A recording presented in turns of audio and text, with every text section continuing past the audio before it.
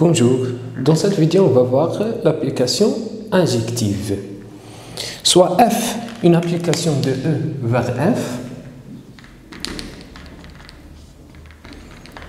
x vers y est égal à f de x. L'application f est injective si, quel que soit y, appartient à l'ensemble d'arrivées, f, quel que soit y appartient à l'ensemble d'arrivées f, il existe au plus un antécédent dans E. C'est-à-dire, cet élément admet un antécédent, et cet élément admet un antécédent, et cet élément admet un antécédent.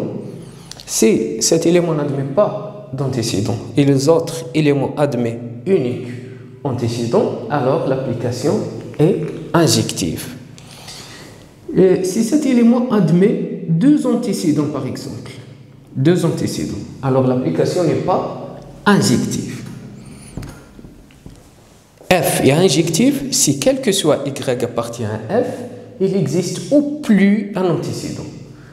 Un antécédent ou bien n'admet pas d'antécédent. C'est-à-dire l'équation f de x est égale à y admet au plus une solution.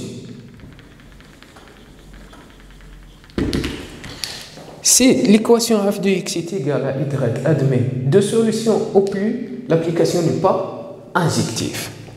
Alors, pour montrer que l'application n'est pas injective, il suffit de montrer qu'il existe y, tel que f de x est égal à y, admet plus d'un antécédent.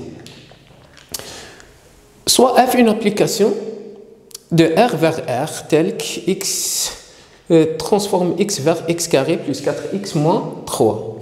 Question A, déterminer f moins 1 de 2. F est-elle injective? Alors, premièrement, on détermine l'image réciproque de 2. On détermine f moins 1 de 2. C'est-à-dire, on résout l'équation f de x est égal à 2. Équivalent f de x, x à la puissance 2 plus 4x moins 3 est égal à 2. Équivalent x carré plus 4x moins 5 est égal à 0. On calcule delta est égal à 4 carré moins 4 fois 1 fois c moins 5 est égal à 16 plus 20 est égal à 36. Alors l'équation admet deux solutions. x1 est égal moins b moins racine delta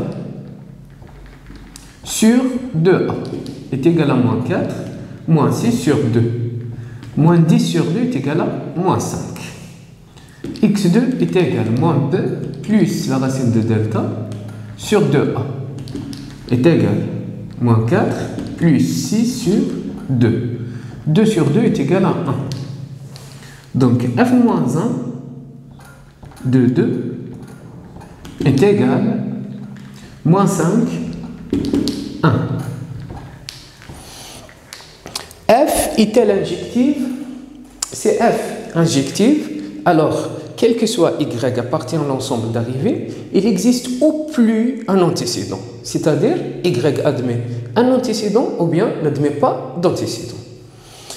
Alors, on a, d'après la question A, f moins 1 de 2 est égal à moins 5, 1. C'est-à-dire, f de moins 5 est égal à 2 et f de 1 est égal à 2. Est égal à 2. Donc, on a 2 appartient à l'ensemble d'arrivées. Admet deux antécédents, moins 5 et 1. Alors, f de moins 5 est égal à f de 1 et moins 5 différente de 1. Donc, f n'est pas injective.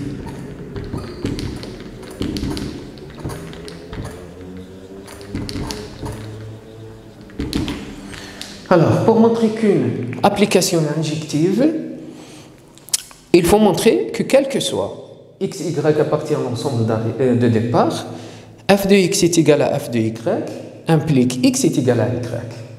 N'est pas injective, négation de cette implication. Négation de P implique Q, c'est-à-dire P et Q bar. P, f de x est égal à f de y et Q bar. Moins 5 différent de 1. Donc, l'application n'est pas injective. Question 2. Soit G, la restriction de f sur l'intervalle moins 2 plus l'infini, montrer que G est injectif. Alors, G est la restriction de f. La restriction de f sur l'intervalle moins 2 plus l'infini.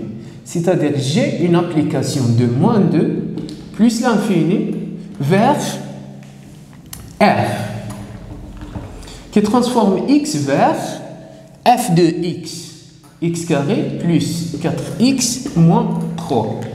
J'ai la restriction de f, c'est-à-dire g de x est égal à f de x sur l'intervalle moins 2 plus l'infini. Alors, montrons que G est injectif.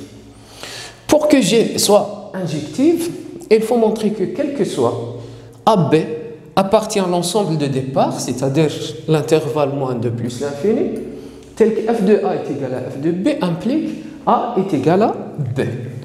Alors, montrons que quel que soit AB appartient à l'intervalle moins 2 plus l'infini, f de A est égal à f de B implique A est égal à B. Donc, soit AB appartient à l'intervalle tel que f de A est égal à f de B implique ou bien G de A, désolé, G de A et G de B. De même, G de A est égal à G de B. G de A est égal à A au carré plus 4A moins 3 est égal à G de B. G de B, B au carré plus 4B moins 3 implique A au carré plus 4A moins 3 moins B au carré moins 4B plus 3 est égal à 0. On simplifie moins 3 par plus 3. Alors, on a A au carré moins B au carré plus 4A moins 4B est égal à 0. Implique identité remarquable A moins B fois A plus B. On factorise par 4 plus 4 fois A moins B est égal à 0. Alors, on a facteur en commun A moins B. On factorise par A moins B fois A plus B plus 4 est égal à 0. Alors, si on a produit est égal à 0, c'est-à-dire A moins B est égal à 0, ou bien A plus B plus 4 est égal à 0. A moins B est égal à 0, ou A plus B plus 4 est égal à 0. Alors, implique A est égal à B, ou on a A plus B plus 4 est égal à 0. Et sachant que A appartient à moins 2 plus l'infini et B appartient à moins 2 plus l'infini, c'est-à-dire A supérieur ou égal à moins 2 et B supérieur ou égal à moins 2. Donc A plus B supérieur ou égal à moins 4. Donc A plus B plus 4 supérieur ou égal à 0. Supérieur ou égal à 0. Cette expression s'annule si A est égal à moins 2 et B est égal à moins 2. Moins 2 plus 4 est égal à 0. Alors, A est égal à moins 2 est égal à B. Donc, A est égal à B ou bien A est égal à B. Dans tous les cas, on obtient A est égal à B, donc l'application est injective.